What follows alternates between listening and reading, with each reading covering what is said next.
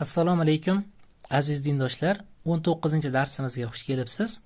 Bugungi darsimizda kecha boshlagan alif lam degan darsimizni davom ettiramiz.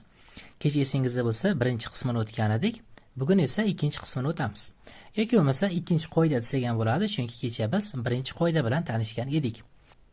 Esingizda bo'lsa, kecha birinchi qoidada alif lam so'z boshida kelsa, vasli hamza a o'qiladi deb tanishgan edik. Xuddi shu holat mana ko'rib turibsiz, ushbu misolda ham alif lam so'z boshida kelyapti hamda demak so'z boshida kelsa vasli hamza, ya'ni quyidagi so'z a deb o'qiladi. Alifimiz a deb o'qiladi. Bu tushunarli. Endi bugun yana bitta qoida o'tamiz. Ikkinchi qoidamizni eshiting, qarang. Alif lam so'z boshida kelib, mana so'z boshida kelyapti alif va lam.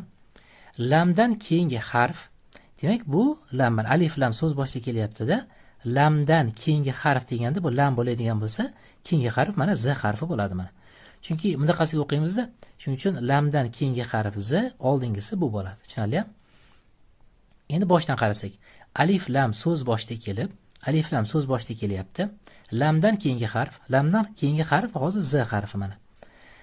Lamdan keyingi harf tashdidlik bo'lsa, tashdidlik degani shu harfning ustida tashdid bor bo'lsa degani.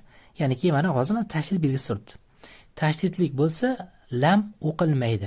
Boshidan qarang. Alif lam so'z boshida kelib, alif lam so'z boshida kelyapti. Lamdan keyingi harf tashdidlik bo'lsa, lamdan keyingi harfimiz z hamda ustida tashdid bor. Demak tashdidlik lam o'qilmaydi. Agar shunaqa bo'ladigan bo'lsa lam o'qilmar ekan. Ya'niki e'tibor bering, mana quyidagi so'zda alif lam so'z boshida kelyapti. Buni qanday o'qiymiz? Birinchi kecha o'tgan qoidamiz, alif lam so'z boshida kelsa, vasli hamza a o'qiladi. Demak bu a o'qilar ekan. A. Endi bunisiga qarasak. Endi bugungi qoidada aytayaptiki, lamdan keyingi harf tashdidlik bo'lsa, lamni o'qimanglar, tashlab ketinglar, deyapti. Chunki mana lamdan keyingi harf tashdid bor bo'ldi. Demak, lam harfini mana tashlab ketamiz buni. Shuni tashlab ketadigan bo'lsak, bu a o'qiladi. A. Keyin z ga o'tamiz.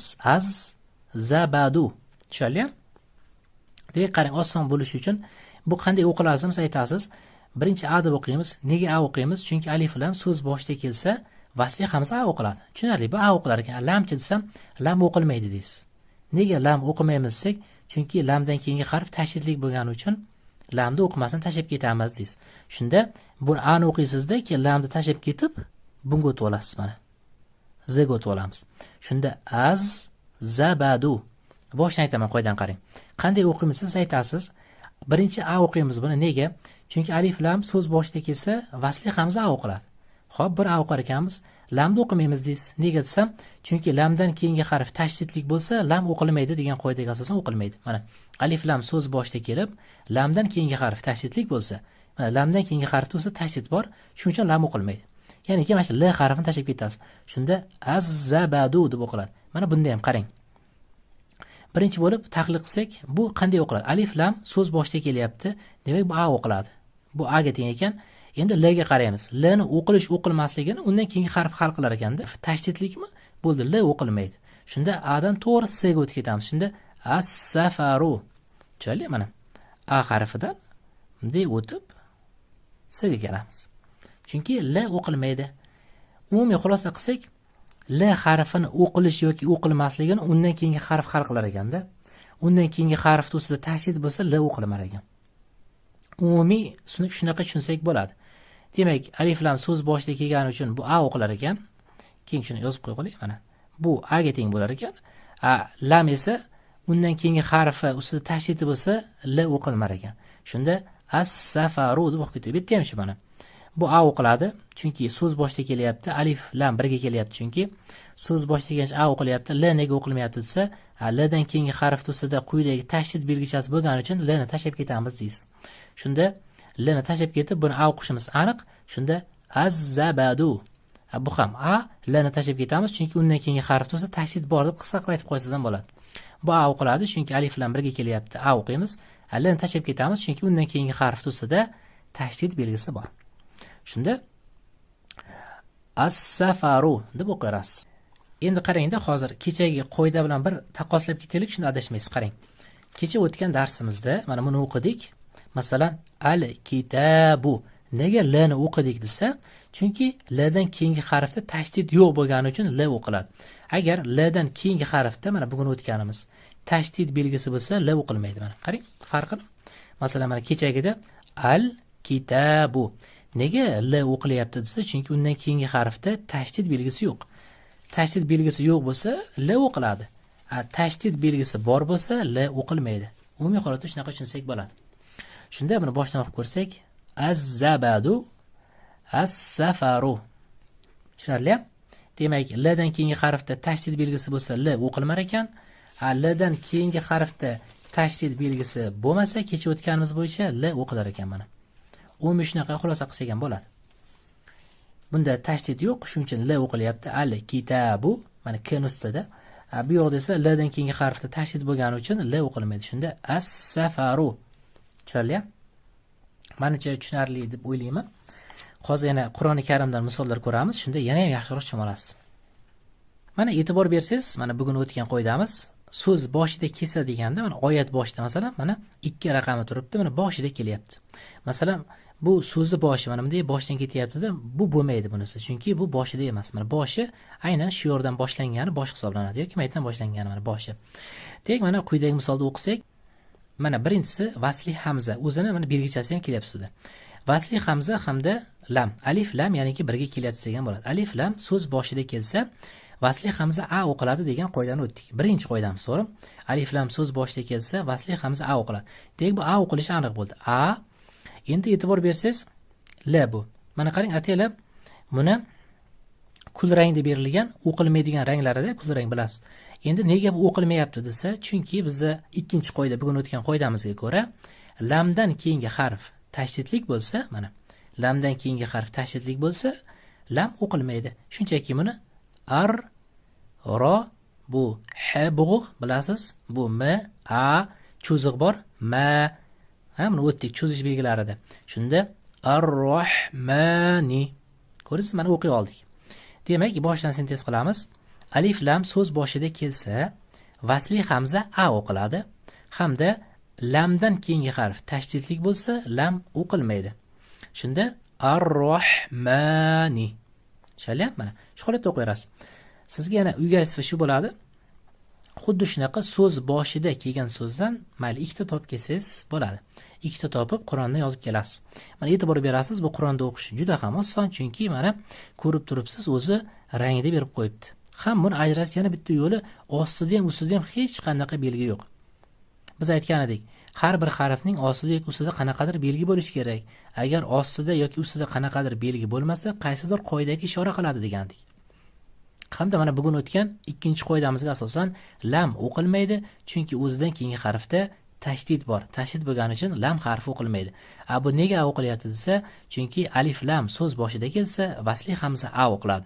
Shunda ar-rohmani. Shu holatda o'qiysiz. Xo'p, siz Qur'ondan ikkita shunga oid misollar topib kelar ekansiz. Endi kitobdagi bir necha so'zlarni o'qib ko'ramiz. Kitobimizda 61-betda joylashgan ekan. Sizda beti sal farq qilishi mumkin, lekin shu mavzu Xudo xohlasa sizning kitobingizda ham bor. Demak, 61-betda ekan. Birinchi so'zdan boshlab hozir o'qiymiz. Men hozir ekranni yaqinlashtirib olaman. Birinchi so'zga e'tibor beramiz, birgalikda sintez qilib o'qib ketaveramiz. Boshladik. Bu qanday o'qiladi? Bu a o'qiladi. Nega? Chunki alif lam so'z boshida kelsa, vasli hamza a o'qiladi. A deb o'qidik buni. Endi l ga qarasak, ostida ustida hech qanaqa belgisi yo'q. Endi undan keyingi harfga qaraymiz. Undan keyingi harfga qarasak, ustida tashdid bor. Bizda qoida bor edi. Alif lam so'z boshida kelsa, demak bu a o'qilar ekan. Lamdan keyingi harf tashdidlik bo'lsa, lam o'qilmaydi. Shunda attaba'u. Shu holatda o'qiymiz. Mana bunisi ham shu mana. Bu a o'qiladi, chunki alif lam so'z boshida kelgani uchun a o'qiladi. Endi lam nega o'qilmaydi? Chunki undan keyingi harf tashdidlik. Shuning uchun l o'qilmaydi. Shunda as-samaru. Bitta chuchuk s harfi bilasiz. Keyin bu belgichalar virgul bu. Bu belgichalar virgul hisoblanadi. Endi keyingi so'zlarni o'qiymiz. Endi buni o'qiydigan bo'lsak, bu a o'qiladi, chunki so'z boshida kelyapti. L o'qilmaydi, chunki l dan keyingi harf tashdidlik. Shunda ad-dakhalu. Bu ham shu mana a o'qiladi, l o'qilmaydi, chunki o'zidan keyingi harf tashdidlik. Shunda az-zahabu.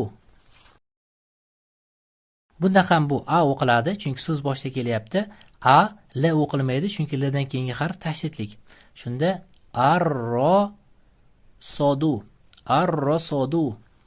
Endi bunisi a o'qiladi, l o'qilmaydi, chunki undan keyingi harf tashdidlik. Shunda az-zabadu. Bu ham a o'qiladi, l o'qilmaydi, chunki undan keyingi harf tashdidlik.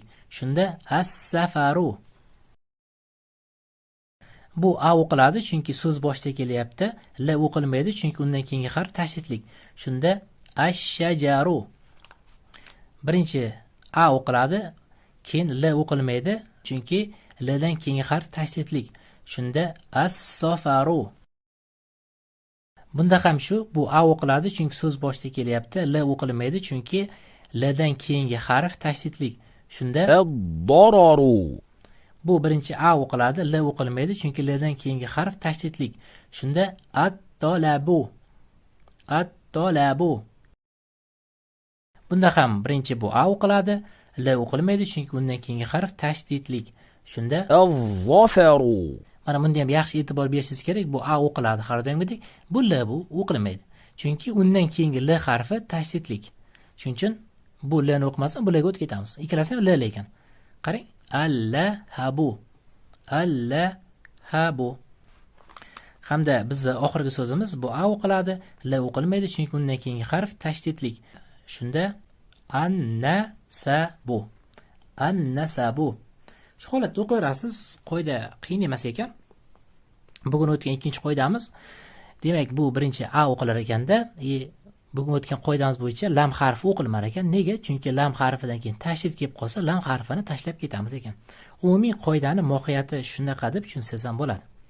Siz uyingizga har doimgidek birinchi o'tgan mavzumizni ko'chirib olasiz, keyin kitobdagi so'zlarni yozasiz hamda Qur'oni Karimdan ikkita misol topib kelasiz. Chunki Qur'onni nega qidiramiz? Qur'onda bu kul rangda yoki bo'lmasa jigar rangda berilgan bo'ladi. O'qilmaydigan sifatida shunda qidirsak, yana ham yaxshiroq esimizda qoladi.